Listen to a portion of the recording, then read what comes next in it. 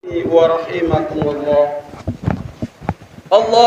أكبر الله أكبر الله أكبر الله أكبر الله أكبر ولله الحمد. Demikian indah iman itu yang mengundang seluruh datak kebahagiaan. Demikian memukau ketakwaan itu yang menjadi nikmat setiap ketaatan. Ramadan, waktu berpadu seluruh cinta dalam ibadah yang penuh rindu, memang telah berlalu. Namun, jangan hentikan kesolehan yang telah tertanam di dalamnya. Jangan hentikan merdunya Al-Quran dibacakan atau ayat-ayat yang telah ditadabburkan. Jangan hentikan salat berjamaah yang demikian akrab bersama menghadap Sang Maha Pencipta. Jangan runtuhkan benteng jiwa yang telah terbangun oleh ibadah puasa yang demikian kokoh. Jangan jadikan Ramadan hanya angin lalu, namun biarkan hidup dalam denyut iman yang menyatu dalam setiap tarikan napas, bahkan hingga napas telah tiada. Wa'budu rabbaka hatta ya'tiyakal yaqin, dan sembahlah Tuhanmu sampai datang kepada kematian. Bukankah gemal takbir yang membahana pada hari ini jamaah sekalian, yang telah membuat setiap jiwa membesarkan Allah dalam setiap lahir dan batinnya, pada setiap denyut waktu kehidupannya. Allahu Akbar, Allahu Akbar walillahil hamd. Kaum muslimin azakumullah, kematian kadang datang tanpa permisi. Suatu yang kadang terabaikan hingga ada yang merasa dunia akan selamanya. Kebebasan hedonisme menjadi gaya hidup. Kemewahan yang telah dipamerkan, padahal semua itu hanya kenikmatan semu. Alhaakumut takatsur hatta zurtumul maqabir. Bermegah-megahan di dalam memperbanyak dunia telah melalaikanmu sampai kamu masuk ke dalam liang lahat atau di dalam kubur. Menjadi kaya jamaah sekalian bukan sesuatu yang terlarang di dalam agama. Namun dari mana didapatkan dan di mana dibelanjakan haruslah sesuai dengan syariat dan aturan Allah. Allahu Akbar, Allahu Akbar walillahil hamd. Mengurus rakyat dan negara adalah suatu amanah dan kehormatan, bukan ajang kecurangan dan pengkhianatan. Rasulullah sallallahu alaihi wasallam mengingatkan kita di dalam sabdanya, Allahu man waliya min amri ummati syai'an fasaq alaihim fasquq alaihi wa man waliyi min amrin ammati syai'an farfaqa bihim farqu bih. Ya Allah, siapa yang menjabat suatu jabatan di dalam pemerintahan umatku, lalu dia mempersulit daripada urusan mereka, maka persulitlah dia. Dan siapa yang telah menjabat suatu jabatan di dalam pemerintahan umatku, lalu dia bersikap lembut kepada mereka, maka berilah kelembutan pula kepadanya. Hadis riwayat Muslim. Barang siapa yang diberi beban oleh Allah untuk memimpin rakyatnya, lalu kemudian mati dalam keadaan menipu rakyat, niscaya Allah akan mengharapkan neraka untuknya. Allahu Akbar, Allahu Akbar, Allahu Akbar, la ilaha illallah, Allahu Akbar walillahil hamd. Olehnya itu menjadi yang urgen bagi umat dan rakyat sendiri untuk memilih pemimpinnya yang terpercaya dan amanah, serta memiliki kapasitas yang mumpuni mengantar rakyatnya kepada keselamatan, kesejahteraan dan kesolehan. Allah Subhanahu wa taala berfirman, "Inna khaira man ista'jarta al-qawiyyul amin." Terjemahannya adalah sesungguhnya sebaik-baik orang yang engkau pekerjakan adalah orang yang kuat lagi amanah atau dipercaya. Allahu Akbar, Allahu Akbar, la ilaha illallah, Allahu Akbar walillahil hamd. Kaum muslimin azakumullah wa iyyakum ajmain. Ketakwaan menjadi tolok ukur yang terbaik untuk memilih pemimpin. Pemimpin yang bertakwa dan kapabel, dengan izin Allah akan mengantar umat dan rakyatnya pada keselamatan dunia dan akhirat. Jangan sekali-sekali memilih pemimpin yang mata batinnya rabun atas bahkan buta terhadap ayat-ayat Allah, apalagi menampakkan permusuhan yang nampak yang jelas terhadap syariat ilahi. Wahai orang-orang yang beriman, janganlah kamu menjadikan musuhku dan musuhmu sebagai pemimpin kalian, sehingga kamu sampaikan kepada mereka berita-berita tentang Nabi Muhammad karena rasa kasih sayang kepada mereka, padahal mereka telah ingkar kepada kebenaran yang telah disampaikan kepadamu. Namun sulit rasanya kita menemukan pemimpin yang ideal atau pemimpin yang bertakwa, manakala kita rakyat Indonesia juga enggan untuk memantaskan diri untuk bertakwa kepada Allah Subhanahu wa taala, yaitu dengan menjalankan perintah Allah dan menjauhi daripada semua larangannya atas ala basirah, atas ada dasar ilmu yang benar, karena mengharapkan daripada janjinya dan karena rasa takut kepada adabnya. Allahu akbar walillahil hamd.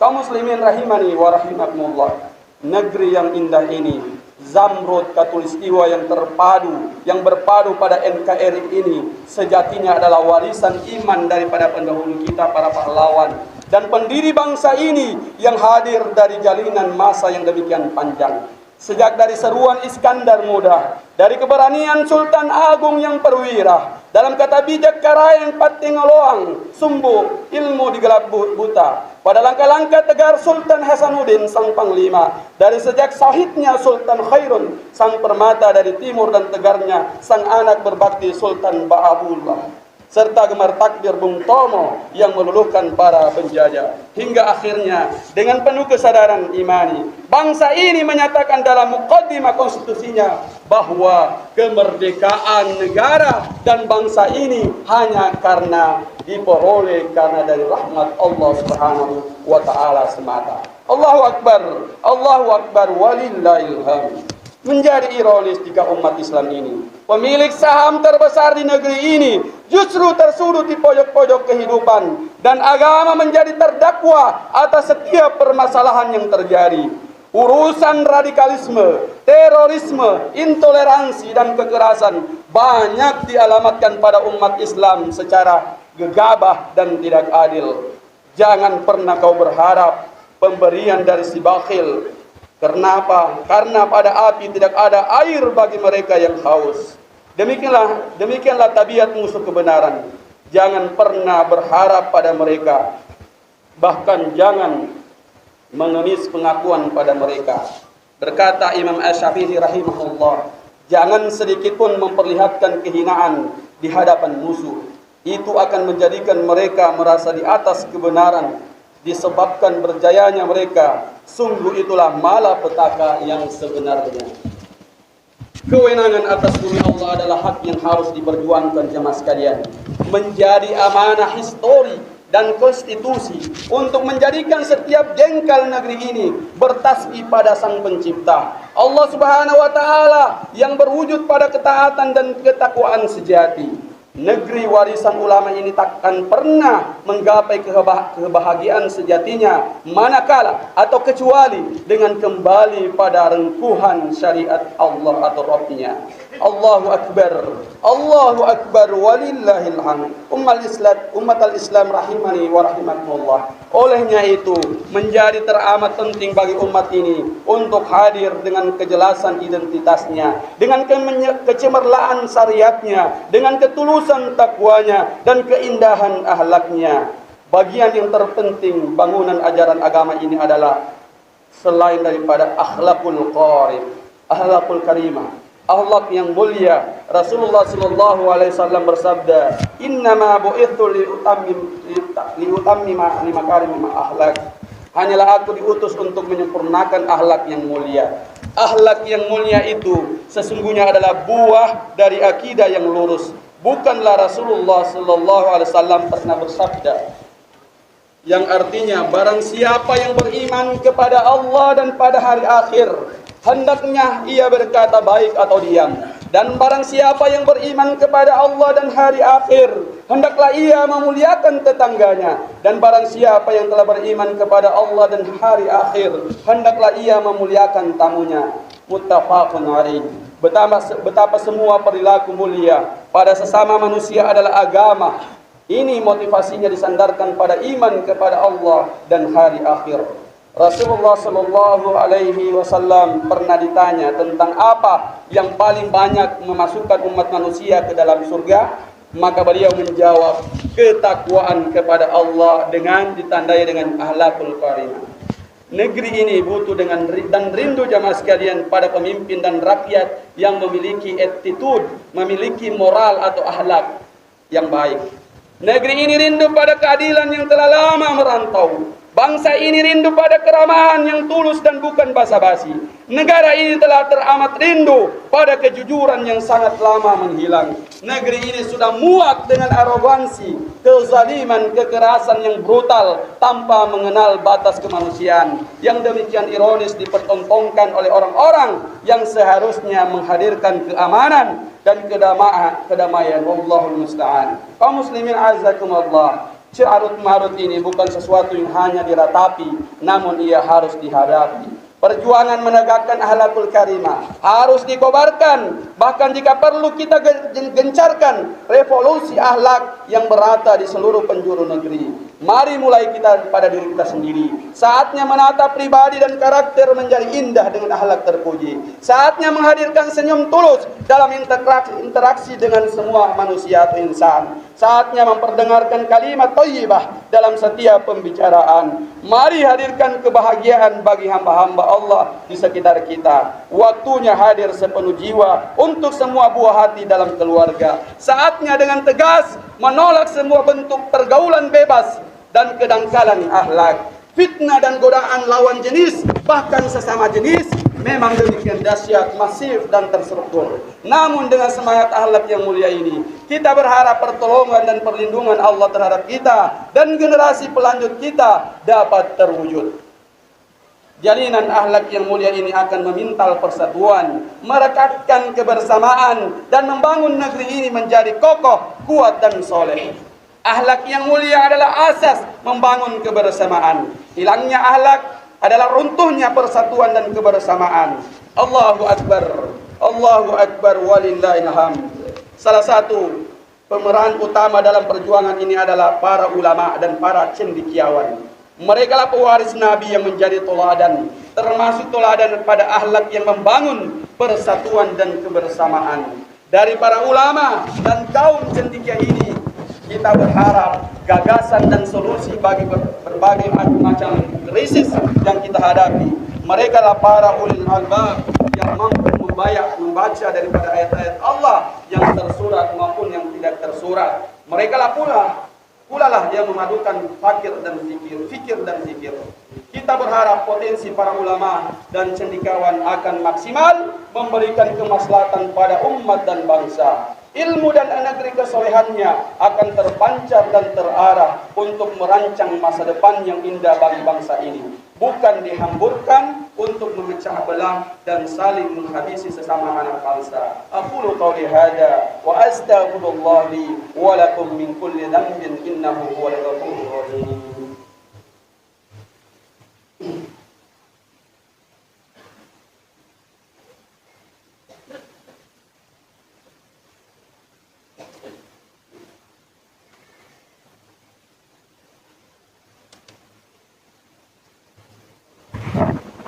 Alhamdulillah wahdah wassalatu wassalamu ala man la nabiyya ba'dah.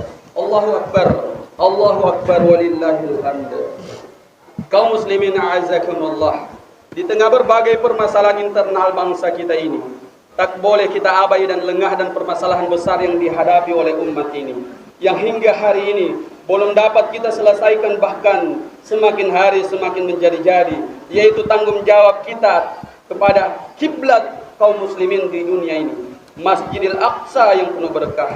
Di bulan suci Ramadan dan penuh kesyahduan yang telah berlalu, ternyata penjajah Zionis Yahudi masih dengan arogansi kezalimannya menyerang kaum muslimin di Masjidil Aqsa. Saat-saat mereka sedang khusyuk melakukan ibadah salat tarawih. Wallahul musta'an. Sungguh biadab, sungguh keberanian melampaui batas kemanusiaan kaum Zionis Yahudi ini, yang runtuh, yang rutin mereka lakukan atas saudara-saudara kita.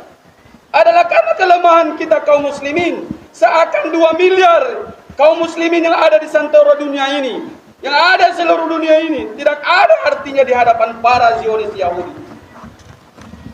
Saat jasad mereka terpukul, saat jasad mereka tak sanggup hadir di sana membela kaum muslimin, seharusnya jiwa dan hati kita harus hadir berdiri tegak dengan semua simpati, dengan semua empati dan kontribusi untuk mereka yang untuk kita berikan kepada mereka. Allahu Akbar, Allahu Akbar, Allahu Akbar, la ilaha illallah, Allahu Akbar, Allahu Akbar, walillahil hamd.